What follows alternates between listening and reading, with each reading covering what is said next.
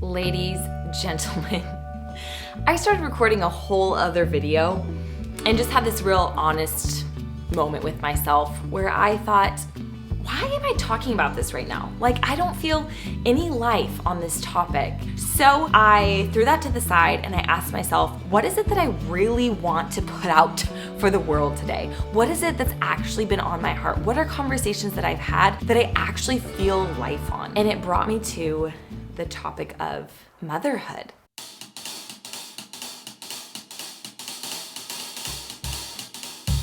So bizarre. I'm not a mom. I am not pregnant. I am just married. It's a topic that I have thought about a lot, honestly, since I've been married for the last 3 years. And it's really the first time that I've come to a place where I feel like I've had to sit with some belief systems and thoughts that I've had about motherhood really honestly for the first time in my life. Because it was the first time that motherhood actually felt closer than it ever had before. Getting married seemed to be this sort of like initiation into the next step of life. But I began to realize that I actually had a lot of fear around the idea of motherhood.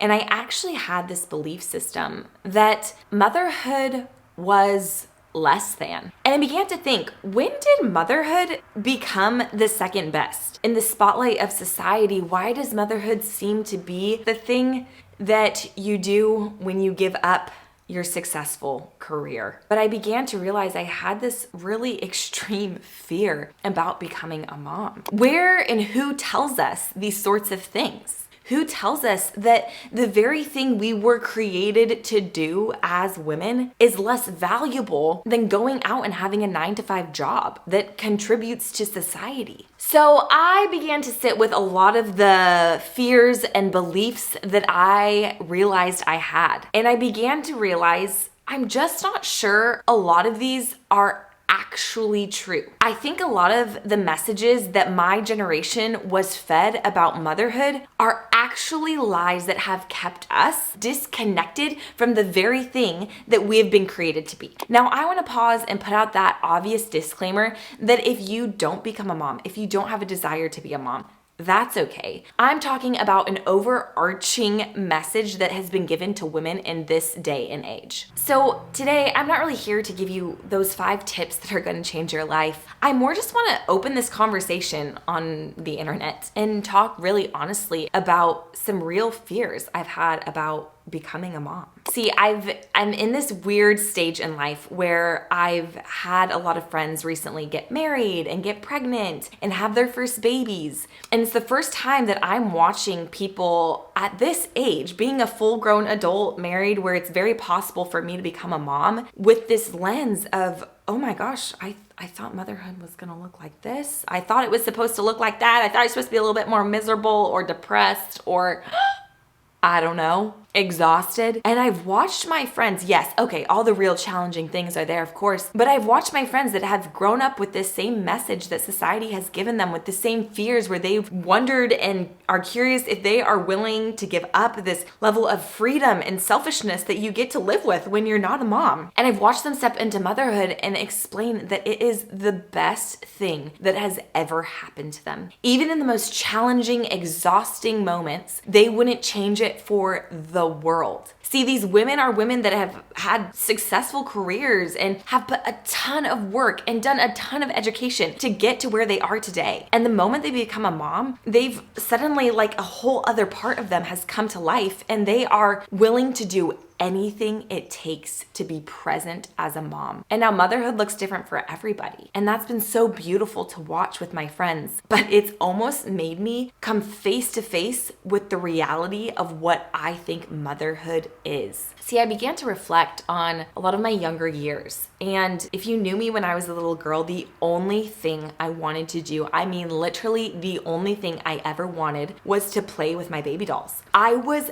thoroughly obsessed. Like, some girls enjoy playing dolls. No, my dolls were my life. I would literally pray to God to bring them to life because I wanted to be a little mom so bad. I would walk them around the neighborhood in their strollers. They had a schedule where they took naps and I fed them. But I remember by the time I went to high school, I remember there was almost this pressure or this level of feeling like I need to get rid of that dream. Like, if somebody asks me what I want to be when I grow up or what I want to do with my life or what college I want want to go to, I can't say I just want to be a mom. It just seemed to be like it was almost viewed as less valuable. Or I don't know why that seemed so normal and okay to believe that the thing that was valuable in life was to go get a degree and an education and become a career woman. Why did that seem more valuable than being a mom and raising eternal beings? I don't know, but I began to hold on to this belief, and it began to be the motivator for my life. To be successful, to be fulfilled in my life, I needed to go off and get a career and be successful. This dream and desire that I had when I was a little girl that seemed so innate and seemed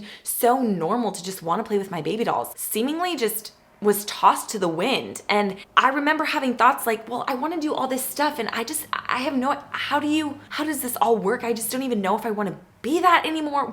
What might that actually look like? Like, I want a family. I enjoyed having siblings. I enjoyed all these things, but it feels so complicated. It feels like I can't actually meet the needs of society and fulfill this pressure and also be connected to who I feel like I've been created to be. I began to realize that I had this belief that I thought that my children and being a mom would steal from my life, not be an addition to it. And if you have that belief system, yeah, why would you want to be a mom? Why would you want to step into motherhood? So I don't know about you. Maybe you have found yourself kind of in the same boat where you've looked at motherhood and you feel like that's so incredibly daunting. I don't know if I can ever imagine myself doing that. Or maybe you do deep down have the desire, but you've just been told by society that that's not a good enough dream. So you come up with these other excuses and other things that you dream and desire of, and you continually become more and more disconnected with the honesty of your own dreams and desires inside.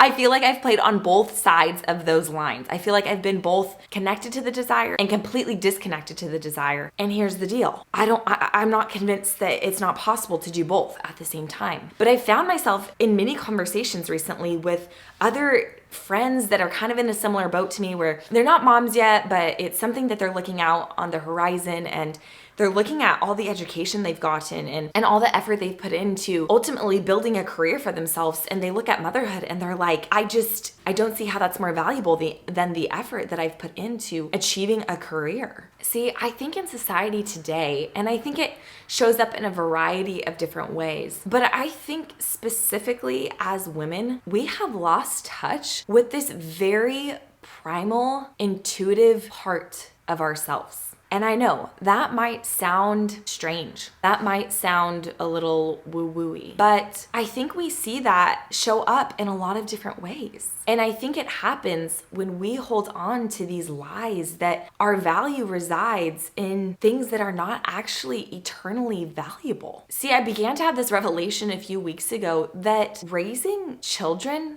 is making an imprint on eternity. You are imprinting an eternal being. They are born with a soul. They are born with a spirit that you have the honor of raising and nurturing and imprinting. And how is that less valuable than having a successful career? I don't know. I know that I have felt the temptation of believing that. And I've been in awe with the idea that I'm not sure all of that is what it's cracked up to be. I actually think there's more value, and I actually feel more fulfilled when I'm tending to the needs of my home and my family than society would ever want me to admit. And it doesn't make me any less valuable. It doesn't make me any less intelligent. It doesn't make me any less capable. I think it just has caused me to come more in touch and in tune with the femininity that I was born with, that's innate inside of me, that's primal,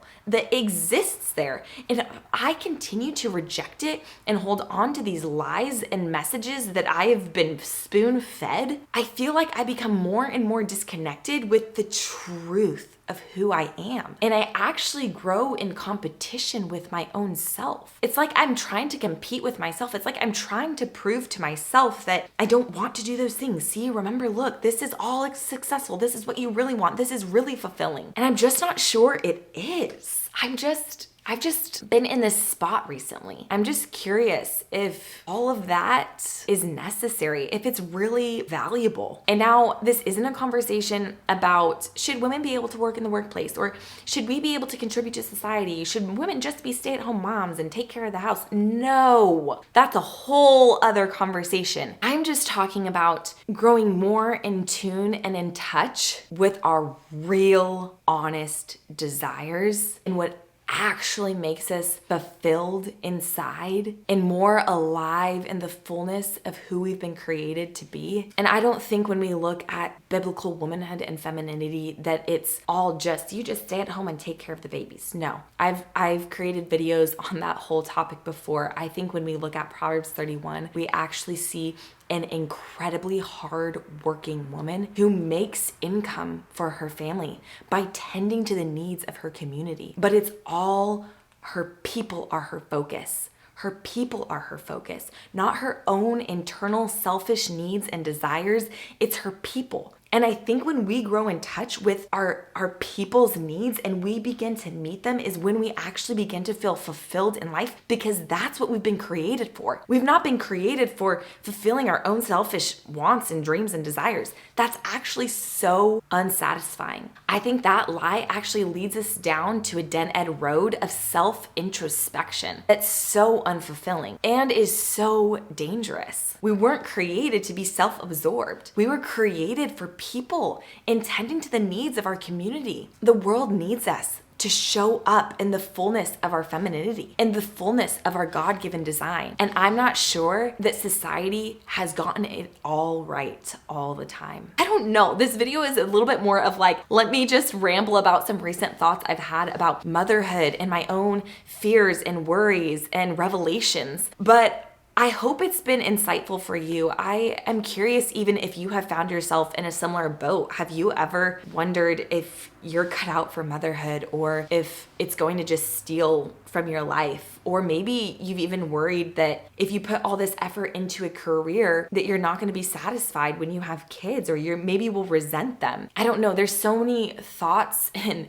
worries and messages that we're told, and I think we're even really disconnected from the whole process in the world today that needs to be talked about. I think we need to share these kind of conversations and be honest about how we feel about it, because truthfully, I've realized I'm not alone, but I think there needs to be a shift about how our generation thinks about womanhood, motherhood, femininity. I think it's vital because the world needs us to step into the fullness of that. So ladies, gentlemen, thank you for watching. And if you haven't heard, I have recently launched a free 3-day insecurity detox where we learn to effectively fight the lies of the enemy. And you can join me and so many women for this 3-day detox and begin to feel confident in who you are and your purpose in life. And so you can sign up by clicking the link that I'll leave in the description, and I hope you join us. And like always, have a beautiful, beautiful rest of your week.